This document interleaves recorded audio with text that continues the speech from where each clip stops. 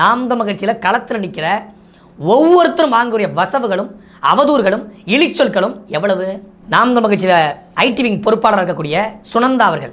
சுனந்தா அப்புறம் பேசுவோம் அதை பற்றி. இப்போ அந்த விளக்கத்துக்கு வருவோம்.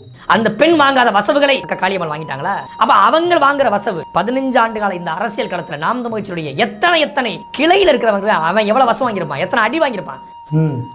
அவங்கெல்லாம் வாங்காத வசவு சொற்களா? பிசுறுன்றதுன்னு அவ்வளோ பெரிய வசவு சொற்களா? அவங்க வாங்காத வசவு சொற்களா? இதுக்கே வெளியே போயிட்டீங்க. அன்ஃபிட்டு. கரெக்டு.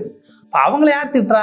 எதிர்கட்சிக்காரங்க திட்டுறாங்க, மற்ற கட்சிக்காரங்க திட்டுறாங்க, ஃபேஸ்புக்கில் வந்து ஃபேக் ஐடியில் கமெண்ட் பண்ணுறானுங்க, ட்விட்டரில் கமெண்ட் பண்ணுறாங்க. இப்படி எல்லாருமே எதிர்கட்சிக்காரங்க திட்டுறாங்க, எதிராளி திட்டுறாயா? அந்த திட்ட வாங்கி கட்சியில் இருந்தால் ஒரு நியாயம் இருக்குது. எங்கேயாவது கட்சி தலைவரே பிசுறுன்னு திட்டிருப்பானா?